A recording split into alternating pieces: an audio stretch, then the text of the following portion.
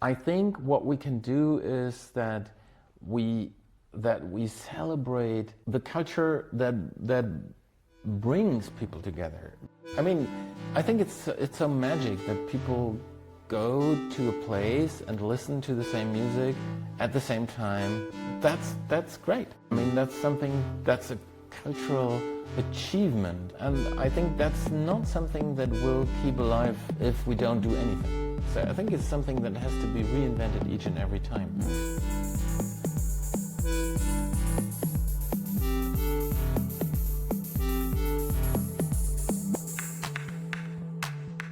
Hello and welcome to the Culture and Technology Podcast. My name is Severin Matusek and today's guest is Bernhard Günther.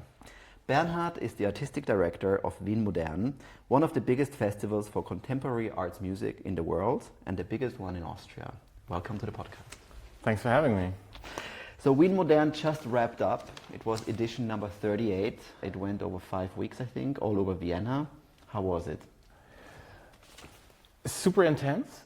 Wien Modern is, since I know it, and I learned to know it in the early years when I come to Vienna to study, is a planned overdose on contemporary music, which is a great thing because it never happens. And we try to make it as much fun as possible, but it is a lot of hard work, I have to say. So the whole team is pretty exhausted, and we're just, really pulling together the numbers because we're just sending out our official report tomorrow. Many things in the paperwork domain still to be done and so on, but I think the most urgent thing the team needs now is like hot water and a thermal spring or something like that. But definitely, I mean, it was so it feels cool. We've been sailing through with a lot of flow, and it was really nice. Yeah. Were there any personal highlights? That's always a tricky question because the whole point of a 5-week-long festival for me is that it's not my personal favorite show. So I try to, if I put a program together where I like 100% of it very much, then I've done something wrong, I suppose, because it's really about scope. It's really about opening up. And on a meta level, that is what I like most. So I have my musical favorites or my production-wise favorites, or in terms of how a show has worked in a specific space and so on. So I have favorites on lots of levels, not only on a static level. So but there were lots of favorites. So do you want some? Or? Please, give me some. Okay. Give us some color. How can we imagine the program even? What does it mean to put together a contemporary arts music festival in 2025? I want some examples. I mean, nobody knows exactly what contemporary arts music is. So that's a good thing.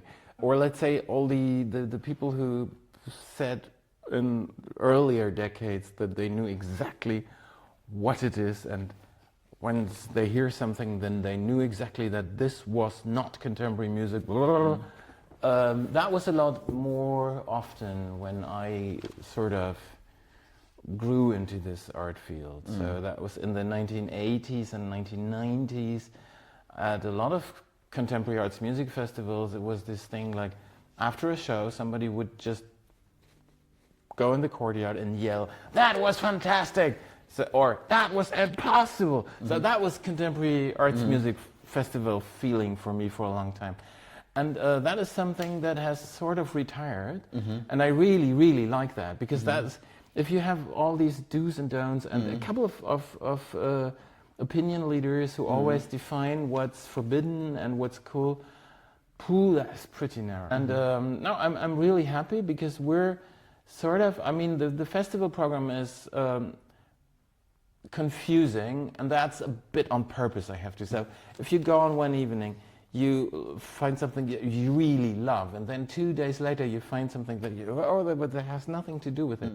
Also in terms of like formats and spaces. So we have super classical spaces. Like here we're sitting, and you can guess it's an older building because it has this 1950s goblin. This is Wiener Konzerthaus. Yeah. This is sort of the very historic venue. Yeah, super mostly historic. for classical 1913. music, right? And that has been like super closely connected to the festival since day one. The other super classical venue is Musikverein, of course, even older. And from there on, we go to underground places, clubs, museums, churches, whatever. So, but back to the favorite question. The favorite, yes. We opened here with a super classical format, which is not so typical because we like to open and then people don't sit, for instance, in a classical concert but walk around. So we opened super classical with seated audience, with an orchestra, but we had a black conductor and only black composers for the first time in the festival history. And I thought it was an absolutely fantastic concert, and the audience really loved it, and the press really loved it, and also for the fact that they felt that it was the first time, and that many people, I think, shared this feeling of it was about time. So yeah, because the whole idea about the festival was reflecting upon how the city has been developing in these 37 years since the festival started, and that's like really an enormous development. Yeah. So Vienna has gained 37% of population in those 37 years. I mean, maybe before we got into that, Yeah. I would love to know a little bit more. You mentioned you started in the 1980s, early 90s to be interested in this sort of music. And back then you said it was the reaction of the audience was quite polarizing. Either people loved it or people hated it. And there was more of like a rules-based canon. As far as I understand, one of the, going even back 100 years more to Arnold Schönberg and Plattform music, I mean, that's what it represented already back then. It was a radical break in the tradition of classical music. Maybe it wasn't even considered classical music at the time. And it was always, so my understanding of that type of contemporary arts music is that it was always about breaking the rules in some way, or expanding the horizon of what music can be. Can you tell us a little bit more about maybe the historical aspect of how it developed, maybe from Schönberg to the 80s to now? I mean, in the beginning of the festival, we had all Schönberg string quartets. Fun fact. It was supposed to happen last year to celebrate the 150th birthday of Schönberg, but the cellist used an e-scooter. Broke his arm. So we had to shift the full 4 concerts to this year, and it happened. It was super sold out and a big success, and everybody loved it. But it's true that Schönberg is, in the Wien Modern context, is ancient music. It's really old, and it has this notion of what you said, like it sort of broke a lot of rules, but in a very contradictory way. So Schönberg was like super rule based, and so I mean he invented this so-called 12-tone music system. So he was like everything had a right way and a wrong way, or a lot of wrong ways. And also he interestingly he didn't see it as breaking with the tradition. He saw it as the only logical way to continue the tradition. So for him, music history started with Bach, and then Beethoven, and then Brahms, and then Mahler, and then Schönberg, and his method of composing with 12 tones. So for him that was completely logical, and he even had a problem with another guy's music, Joseph Matthias Hauer, who also invented a different method of using 12 tones. So he was super strict. Yeah. And that is, of course, somehow the origin of this cliche that contemporary music is not accessible. They had this problem with these scandal concerts. I mean, we're talking about Vienna here. This was Vienna 1913 in Musikverein. People started to hit each other in the face because they had different opinions about music. So that was this so-called Watschenkonzert. What's Watschenkonzert in English? I have no idea. A slap in the face concert. Slap in the face concert. Yes. The famous Viennese slap in the face concert, 1913. So that is, you see, the audience is like splitting in different ways. So one group says, "Yeah, this is cool. It's so edgy. It's so new. It's different." yeah, we like it. And the others hated it because it was so edgy and too edgy, too different, blah, blah, blah.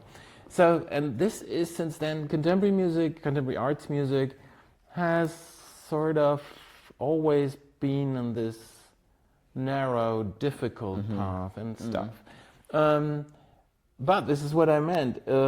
There's this historically logic thing that there can only be one truth. That's sort of done. Yeah. So there are many people who write in this edgy and different way, but there at the same time there are 500 different ways of making music, of composing. So it comes from this, let's do something that is other than something else than the mainstream, and that still counts for almost everything in this field. But what's the mainstream today? Nobody knows. And then it's so broad that you can really find a lot of ways to get happy in that field. This is something that I really, really like. So I think that's a great transition to now this year's edition with, there was basically themed around the great learning, based on a narrative that since its foundation in 1988, Vienna's population has grown for about 37%. And that means the population of Vienna as a city where the festival is hosted has become a lot more diverse, a lot more. I think a lot of other things happened. I think, if you look at the last decades of technological development, of course. The internet, social media, I think we've seen something that we probably completely haven't grasped yet, of like the huge segmentation and polarization in some way, but that has happened in society. As you say, nobody knows what's mainstream anymore because also mainstream channels of distribution don't exist anymore. So in this reality, what was your approach to, where I think we meet the huge diversity and segmentation of a population and culture as a whole, plus the huge variety of contemporary music that you mentioned before. So how do you match those two, you can say maybe data sets? How do you match it and create something with it? They're not data sets yet, but we're working on it. Okay. We're on the case. So tell us about it. First is that it's starting from a gut feeling, is that art festivals or cultural festivals in general could be slower than the general population in terms of diversity. We have a couple of topics that concern the general population, but because we have in the arts world and in the music world maybe this kind of, Schoenberg has said it has to be like this, then, so we have this narrow tradition. We tend not to see if anything has to do with the real world if it doesn't sound right. So this is something that we particularly tried to open up with this year's edition. For instance, we had this thing that was subtitled Blues Opera. So that was something where I found it very interesting. I mean, Wien Modern does a lot of commissions. So we have about, like each and every year, we have about 70 or more world premieres or Austrian premieres and new productions. So when you commission a piece, obviously you don't know how it will sound in the end. So we commissioned a piece, we co-commissioned a piece with the festival in Hamburg. The musicians behind it were mainly Tashan Sari and Akuanaru. So Tashan is a composer but also drummer, I think also pianist. Who has a very broad spectrum of genres, and he is doing something that he calls post-genre music. So when you do something with Taishan, you never know where you will end up in the end, because he can do edgy experimental stuff for a contemporary music festival like Donaueschingen, or he can do something that fits in a jazz club. I mean, he was, just before he arrived in Vienna, he was playing for, I think, a row of 5 concerts at the Village Vanguard in New York City. So if you commission him with a new work, what will it be? Nobody knows. But we knew something about the backstory of this. That was, there's a researcher, Tricia Rose, had written a book some 20 years ago, which was called Longing to Tell Black Women Talk About Sexuality. Forgot the rest of the subtitle. Basically, it's a big research project about it's an oral history project where she has partners like talking into the microphone, their life story basically. And so behind that is a shift in the population in the USA, that the number of black women in prison has gone up since the 1980s, in the next 15 years or so, by 800%. So this is a quite shocking figure. And this is the thing that we knew about this production when we commissioned it. And okay, me being artistic director, I said, okay, I will know how it sounds when we get there, but I know what this show is about. And I think this is an important story to tell with the audience in Vienna. So, interesting experiment, because I mean, we showed it once in Halle E in Museumsquartier. I think, I don't remember, it was about 800 people maybe who saw the show. Many people liked it, and some decidedly did not, because it didn't sound like something that's supposed to be programmed at a contemporary music festival with the tradition of Wien Modern.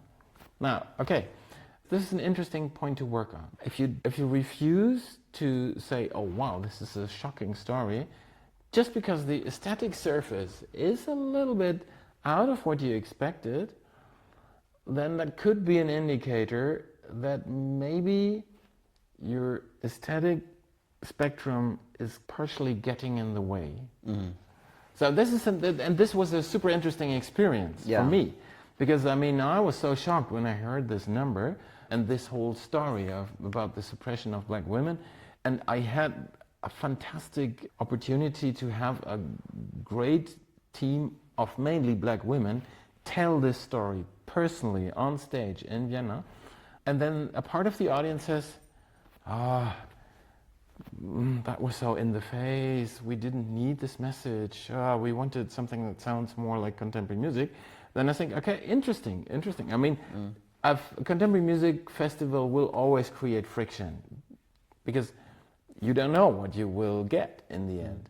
And so I think this is something that might be interesting to look at in a very precise way. I mean, I did a lot of talking with people in the audience to see how they felt, but that's a bit of a dangerous thing with music, that you always think, this is my favorite sound, and if it's something else, then I don't like it. So I think, to some extent, I think what you described is probably the challenge that every artist or every festival with an audience faces, which is, do you decide to please your existing audience and just reproduce what you've done before in order to make existing audiences happy? Or do you move beyond that because you feel like, as an artistic director, as an artist, it's important for you? Or now we're talking about the core of the festival, because Wien Modern was founded. Great learning, Wien Modern was founded because everything was running on autopilot. So, not everything, but there were places where innovation took place. I mean, we're talking about the late 80s. There was also that we just were going into that moment of the Vienna electronic scene and so on, where things were just going wild. But in everything that remotely looked like classical music, like orchestra, chamber music, and so on, that was pretty much backwards. Vienna had this image of being so nostalgic and so backwards, and so touristy also. And of course they want to listen to Mozart played in historical costumes. I'm just exaggerating a little, but there is this cliche. And so Wien Modern was founded to bring this edgy stuff out there. And so if we don't create friction, we've done something wrong. It's important.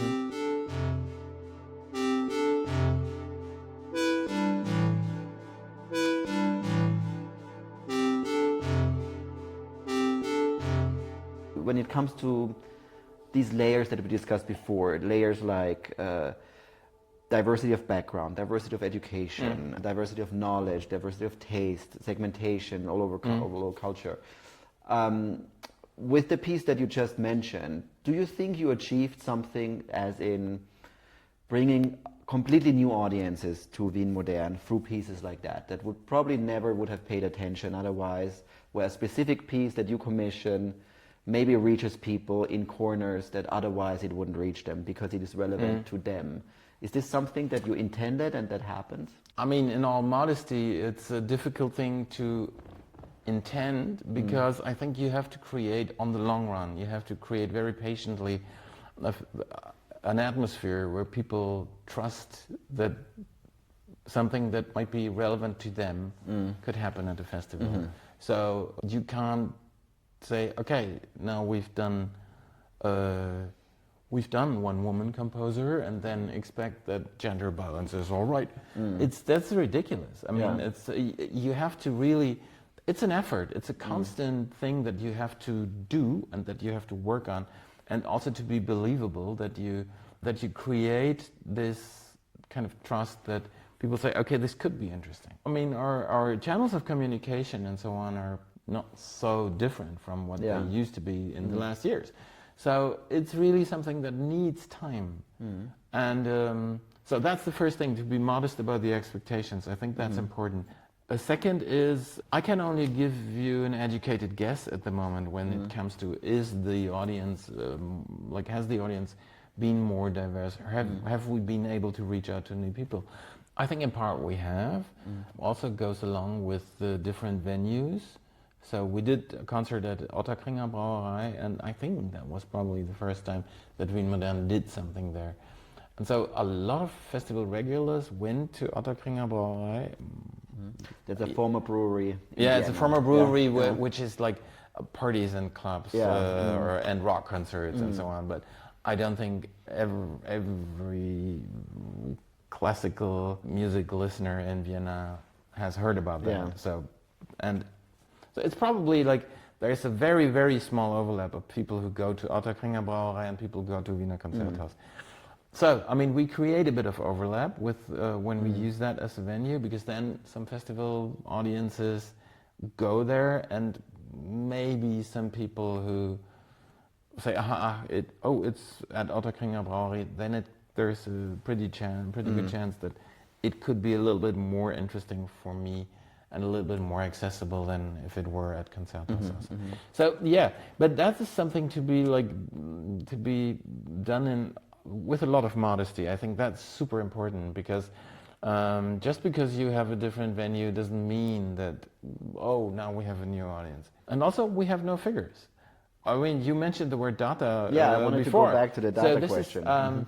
We have very poor data. I mean, we started with ridiculously poor data. I mean, when I started in 2014, they were looking for a new artistic director, and when I applied, they gave us a super limited data set, which basically was attendance over the years and a number of concerts over the years, and I'm not even sure revenue was in there or whatever. So it was like if you try to steer a plane with just like two instruments which are not properly working. It's crazy. And this is something that we're trying to change, also with the help of, there was a call for projects from Wirtschaftsagentur, and they said if festivals in Vienna have something that they could wish for from a tech company. So that was easy, because data. to stay in that image of this steering a plane with just like two instruments on the dashboard, that's ridiculous. So yes, we want numbers. We want to have a better knowledge about where we are. So I mean, we have some knowledge about how the population is developing, but to have knowledge about the festival, about the program, about the audience, that's always a big thing. We had, as far as I know, there was one scientific study in terms of audience research, which was done in 2014, 2015. So that's, I mean, over 10 years ago. That's a big project with funding from the universities and so on. So it would be good to do that each and every year, but we simply don't have the resources, and we don't have the funding. So now we're trying to look at the program first and then maybe in a later stage at how the audience is developing, how the audience is composed actually. We just don't know. I mean, we're doing ticket sales through Wiener Konzerthaus, but yeah, we probably have zip codes. Yeah. But that might be it. What if we flipped it around and say, to answer the question, what would cultural festivals want from a tech company? You say data. Yeah. What kind of data, if you could wish for any kind of data, what kind of data would fundamentally really change the game for you as a curator? If you could know everything about your audience, what would it be that would make a change in the way you would set up the festival next year, for example? Well, for instance, I mean, different age groups. So, I mean, to see how our program is distributed in 20-somethings, 30-somethings, 40-somethings, 50-somethings. We have 90-somethings in the festival, because when a composer gets 90 and is a famous guy, then we have a tendency of showing it. But do we have enough 20-somethings in the program? So this is something that I, as I said, I have a gut feeling for that. Yeah. And I know this kind of, if the program would run on autopilot, the artists would get older each year by 1 year. And so then we would celebrate only 80th and 90th birthdays one day.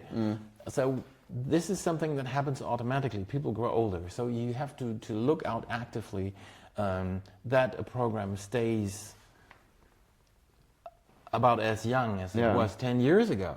So this is something that has to be done, or even younger.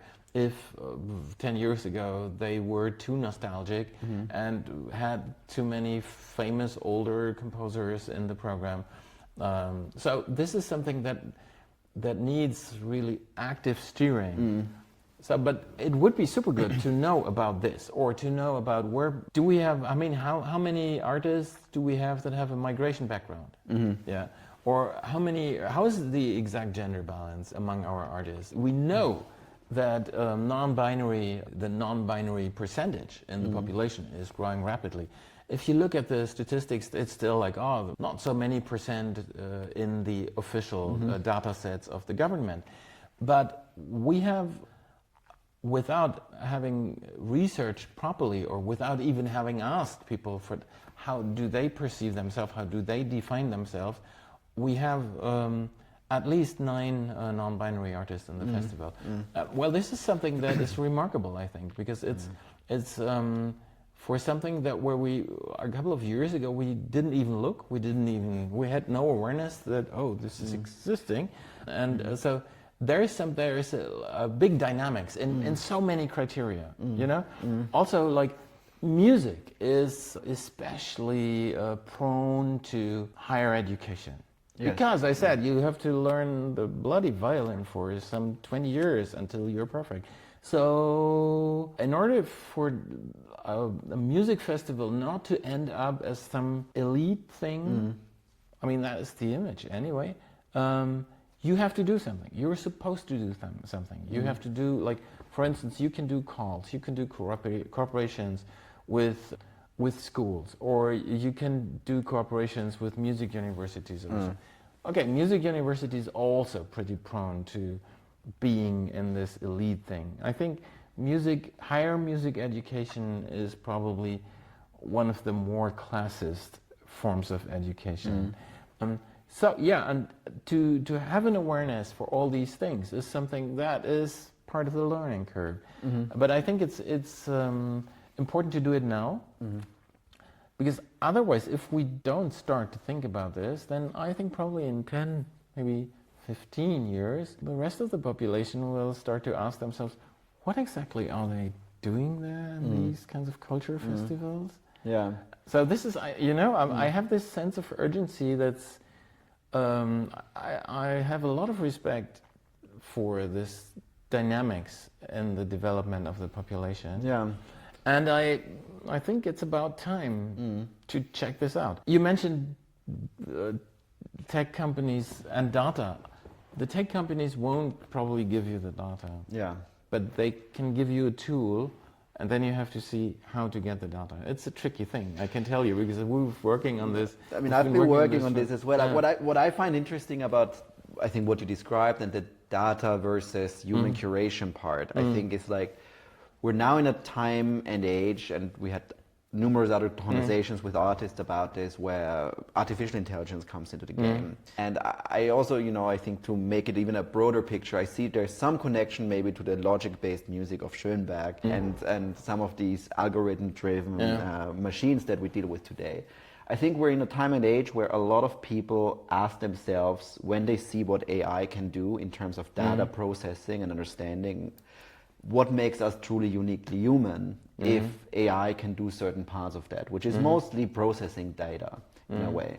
So more and more, I think when, maybe like a few years ago, everyone was in this mindset of like, we need more data and to understand people. Yes, of course, more data will give us a better understanding, however we might get it.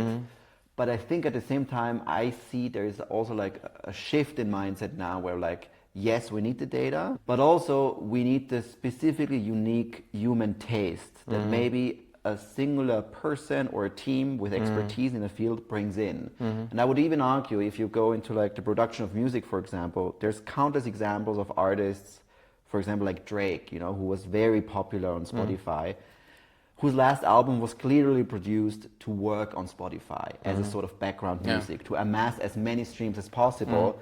But it didn't interest any critic or and no one says this is their favorite album. It just works. Whereas I think you could argue that a lot of the breakthrough things in the history of music or cultural objects are often the things that come by surprise, that aren't calculated on data or anything. So I think that's kind of like a little bit of how I look at it, where the specific, unique human touch of things, I think will become more important in the future as well, in collaboration maybe with certain data sets. No, absolutely. We have decided not to go in the AI direction when it comes to collecting data that has to do with discrimination. Because AI is taking a bias and making it bigger. And maybe that will change one day, but in terms of discrimination, I mean, there is this kind of AI and sexism is really a rather disgusting story as far as I know it. So is this something that we want to touch when we want to understand how diversity works, how these cultural dynamics work, how innovation works? Probably not. So we have decided against using AI when it comes to this tool for data analysis. It's rather tempting because AI people will tell you that they can do analyze everything for you any unstructured data. They just let their bot run over social media, and then you know everything about the world. And I very much doubt that. I mean, this does not mean that AI doesn't play a role. We had George Lewis in the festival. Right. George Lewis started to work with what is now called AI when it was still called machine learning in the early 1980s. So that's pretty amazing. And he programs these tools that you could actually dialogue with. He has a piano that can improvise with a human player, which is pretty amazing, I think. It's a great thing. So I don't say AI is nothing to be looked at, certainly not. But when it comes to learning about discrimination, then I think it's good to be very doubtful that AI will give you the right kind of information. Also, I mean, if I can say this here in a podcast about technology, I think there is a certain risk that AI will do what Steve Bannon called flood the zone with shit. My personal opinion. Well, we see it already happening with AI slop online, right? Don't overdose on AI, I'd say. And also, at least in the way it's structured now, where the prevalent models are being designed for.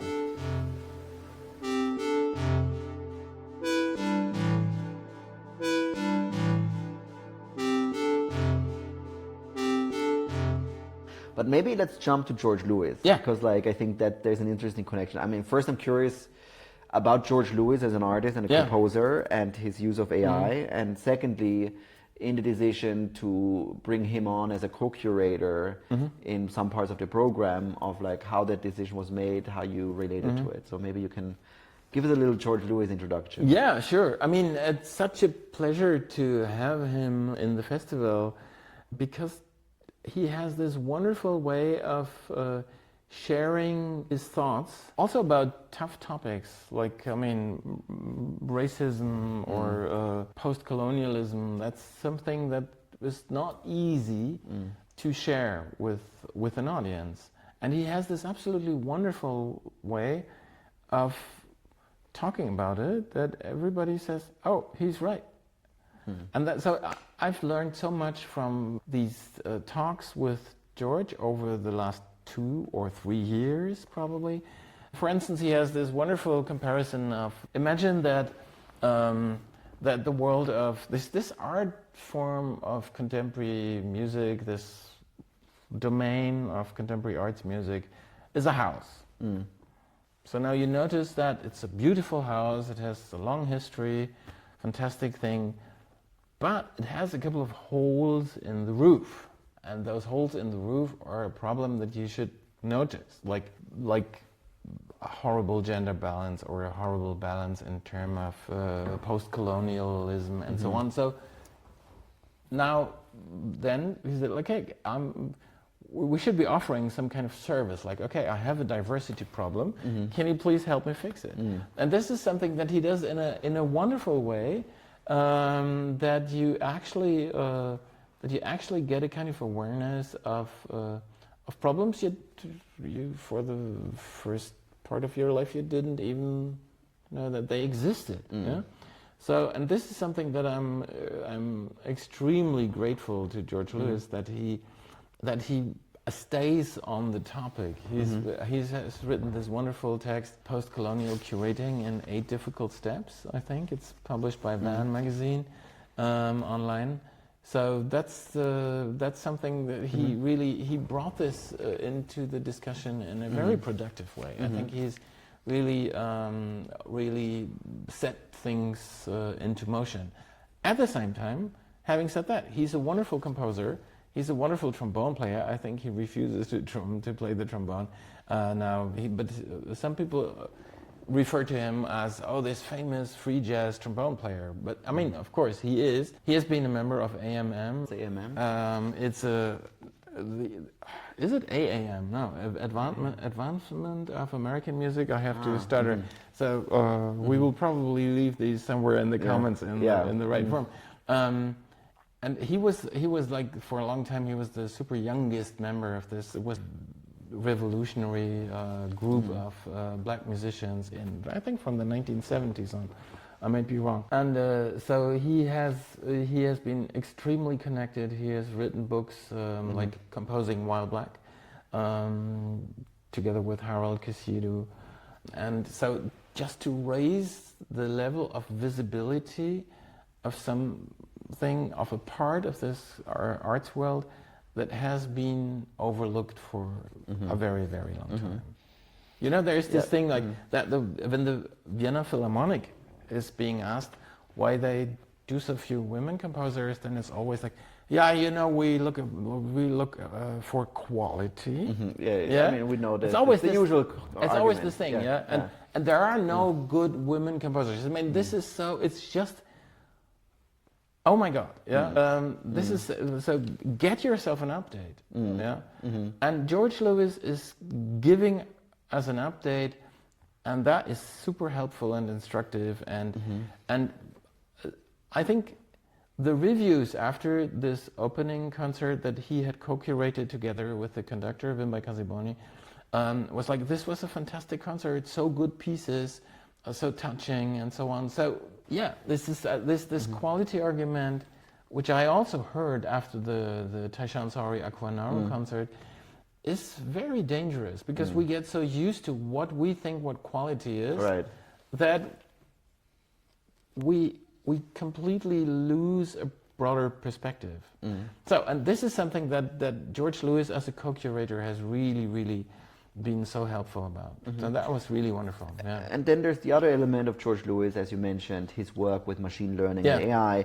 I think when I checked out the program, I was particularly drawn to the piece that he performed at Wien Modern called "Your Network is Unstable." And I listened to it, I was like, wow, it's intense. But I wanted to know, how would you describe the way a composer like George Lewis brings in emerging technology into his work? I mean, this is something that you know from daily life. So you somewhere the Wi-Fi is not working, or and this kind of daily experience of technology is something that he made audible in a way. It's a cool piece. I mean, it's but you really, when you're sitting in the concert, you made really audible that you can't connect to the internet, or like in a way, or that is you think shaky, something is working, but it's shaky. And that is, he's always like establishing a kind of sound, a kind of groove, even, and then and this kind of feeling is interesting, and then how he connects that with the instability of the world, of democracy, just by using sounds and a little text. He likes to say, like, he's working with depiction, so like music that depicts something. And he says this is a long tradition in black music, so especially in the USA, which is not so, I mean, we're not so aware about this whole tradition in Europe because we're just not looking there. But this is something that he very much brought into visibility in the festival, this whole tradition of like having a topic and then describing that practically through music. I mean, in Europe we had this tradition of program music, but he applies this not so much to, I don't know, a river or a landscape or a fairy tale or a stupid story, but to how technology is interacting with our lives. And then he writes an orchestra piece about that, and I find that pretty cool. Me too. I mean, this is exactly the topic of our podcast, right? How does technology interact with our lives? And that's why I noticed it and listened to it. Maybe as the other piece that I wanted to discuss is the Laura Bauler Love Music piece that you, I think, was it commissioned or was it performed? It was the Austrian premiere in the festival, but so the world premiere was in September 2025 in France, in Strasbourg, at the Musica Festival. And so that is a piece where where the role of technology is a lot more obvious, because you have a screen with video projection, you have a lot of amplification and so on stage, and quite a few computers and so on. So they're using digital technologies to bring the show together, to put this whole work together, to compose it and so on. But that's the idea of the work is extremely human in a way, because it's called the Sad Album. And it's all about the loss of a beloved person. So that is something that is, if you want it, it's the other way around. So you're not using an orchestra to tell a story about how technology is interfering with the world, but you're using technology in order to put together a show that is telling a deeply human story. And and Laura Bauler has this. She's not only composer but also performer. She's on stage with the musicians. They have been co-developing this. The ensemble is called Love Music, and they understand themselves not so much as a classical ensemble but as a collective. So it's very much a contemporary music ensemble of the next generation, I would say. And they won this ensemble award. Is it called Förderpreis? What is it? Encouragement award? I don't know. I should know, but I don't know. Encouragement prize. Of the Ernst von Siemens Musikstiftung, which is one of the most important funding bodies in contemporary music. Each and every year they take a couple of million of euros in order to realize new projects, to support young artists and so on. And that is something that that happened for the first time, that they said, like, okay, we have this young ensemble that we support, and so they actually co-produced, if you wanted, or supported this project, and yeah, that's interesting. So it was normally with funding bodies as a festival, you send an application, and then you get something or you don't get something, but it doesn't happen too often to me that the funding body actually calls me and says, Yeah. we have something for you. That So was that's an how it interesting moment. I happens, really yeah. liked it. Yeah. But this, it was absolutely perfect because it fit into this idea of the great learning in a very interesting way, because it's in contemporary music. I mean, you mentioned Schoenberg before. He has written this in the, what was it, 1910s, early 20s, this work called Pierrot Lunaire. And it was pretty much one of the early examples of a music piece that needed what we today call an ensemble. So before you had orchestra, you had string quartet, you had the occasional Mendelssohn octet with 8 players, but all of a sudden the early days of contemporary music brought this ensemble thing. Okay. And now, what is an ensemble? Yeah, This what is is it's super interesting because you have now, I mean, in Vienna we have the situation that we have fantastic contemporary music ensembles, really world famous stuff. We have Plattform, Wien. They're a little bit like the national team of contemporary music in a way that they're touring the whole planet. They have just done a lot of shows in New York City and so on.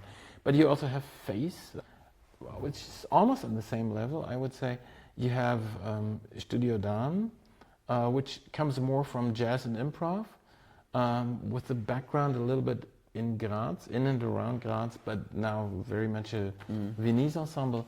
You have Black Page Orchestra, which I always call like the punk band of contemporary music ensembles. You have Kontrapunkte, you have, and so on and so on. If you look in the festival So you have a lot of talent in Vienna, there's a potential great ensembles. deal of like Viennese musicians that you will find there, and a lot of them is playing in ensembles.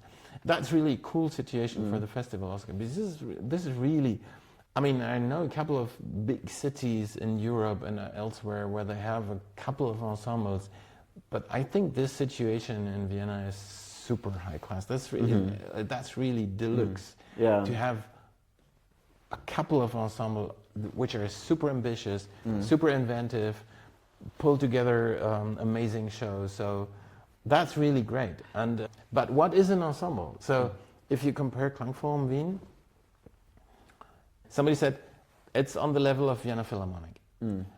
It's not only on the level of Vienna Philharmonic, but it's also a little bit like in this kind of attitude, not in a bad way. I mean, I love the Vienna Philharmonic. I was saying bad things before about them, but we've been working with them. And they are, of course, a world-class orchestra. The Klangform Wien is a world-class ensemble, very much on that level for me, but very much orchestra-oriented. There are other ensembles which are very much band-oriented, like Black Page Orchestra is very much like, they have this rough punk attitude, also in their choice of repertoire, in the choice of composers that they are working with, and so on. An orchestra had this notion of we can play everything, but they can't, because they're definitely not doing punk rock. Yeah. Now a rock band probably doesn't want to tell people that they can do everything, because they don't want to do this orchestra repertoire. They want to do punk stuff. And so this is a difference, and the profile of ensembles is quite a bit also getting more diverse, which is an interesting situation. So we have these kinds of we can do everything ensembles that tend to be a little bit more on the classical, on the orchestral side, plus electronics, of course, lots of technology happening there. But we have these smaller ensembles that say, okay, we can't compare with the big national ensemble anyway, so what's our profile? And that's an interesting situation. There is a lot of innovation happening in Vienna. And is it part of the appeal of festivals like Wien Modern that you bring together these local ensembles and the amazing high quality of them with the composers and the compositions, and then the audience comes and sees what happens when they come together? Is that I mean, I think I've written a text all about this, which says like, the core of curating is bringing people together. For me, it's not like, I mean, curating, some people think like it's a curator should know a lot about the art and so on. Yeah, it's obviously not completely wrong. But I think the most important thing is really about bringing people together. And it's not only these local ensembles, groups, orchestras, individual musicians, composers, performers, other artists, but also international ones, of course. I mean, we had international contemporary ensemble from New York City, we had What Why Art from Seoul in Korea, and so on. We can't afford many international ensembles, but I think it's super important because, I mean, when Vienna gets more and more diverse, that also means that it's not shrinking down to like, oh, we are so Viennese thing. On the contrary, I think in this kind of narrowing down was very much the Vienna that I encountered in the 1980s when I arrived here. And the music world, it was like, okay, there, for instance, American musicologists who write fantastic books about Viennese musicians, and then people in Vienna, they don't understand it, they haven't been born here, and so on. This kind of super narrow-minded Viennese old school thing, that is also sort of retired by now, and it's very much more like open and international. That's how it feels to me, and it feels quite good, I have to say. Yeah. I wanted to end the conversation with your approach to curating, and you partly already mentioned it, which is to bring people together. Yeah. And I'm curious also in the context of the historical evolution of the festival, what are your thoughts on the importance of bringing people together in this time? Is it different than 40 years ago? Why people need to come together in today's day and age when it comes to like, technological influence, people being behind the screens, increased polarization of society. Do you feel from your personal experience of curating Wien Modern that bringing people together in these formats does something to people? I mean, we could talk for hours about this now. It's dangerous, but in one word, I think it has changed enormously, and that has to do with a lot of things. And technology is certainly one of the bigger factors to take into account. For me, it's interesting to see, to exaggerate a little, what brings people apart and what brings people together. And the so-called social media is, we all thought it would bring people together and it would connect people, but not so much anymore. It's maybe. really, I mean, it's not me, but I mean, it's really, many people consider it's threatening societies and really like splitting up things that were better connected before, and many reasons behind that. Let's not go into that too much into it, but like. But it's so, and I think, I mean, it's what a contemporary music festival can do is ridiculous. It's so little, you know. It's just but really, I mean, in all modesty, I mean, what can we do? It's okay. We have like, what was it? 30. What was the actual number? 34-something thousand people attending the festival this year. That's nothing. I mean, one post on Facebook, But I think what we can do is that we celebrate the culture that brings people together. I mean, I think it's so magic that people go to a place and listen to the same music at the same time. That's great. I mean, that's a cultural achievement, and I think that's not something that will keep alive if we don't do anything. So I think it's something that has to be reinvented each and every time. So, and this is something, but it's not, on the other hand, it's not only technology. Technology can, in fact, create things that bring people together. So, but also other things, other developments in society, which I think where it's good to ask yourself, as I said, will it bring people together or will it pull people apart? will it somehow dissolve what keeps the society together, or will it probably strengthen it a little? And yeah, as I said, in all modesty, a contemporary music festival can do probably that much, but I would like to do that much. I would like to do what we can to celebrate this importance of listening to each other, of taking care for each other, and and of course of sort of having fun, listening to interesting music. And that includes, in the case of Wien Modern, having different opinions, of course. Because I've always loved this, even in the 1980s when I went to this festival. Then afterwards we went to some cafe house in Vienna, and then we had really hefty discussions about this. I didn't like it at all. I loved it. And so this is part of the game. It's really like you get something that you spend an evening with a piece of music or with a group of musicians, and then afterwards you can relate to that, and you can say, why didn't you like it? Because it was good because, and then I think it's really inspiring. It can be really inspiring, even if it's something that's so different from what you're used to listen to. I think it's a good thing to irritate each other from time to time, and then to talk about that and to get together. Yeah. I like that. That's a good way to end the conversation. Yeah. Thank you so much. Thank you. Yeah. Thank you.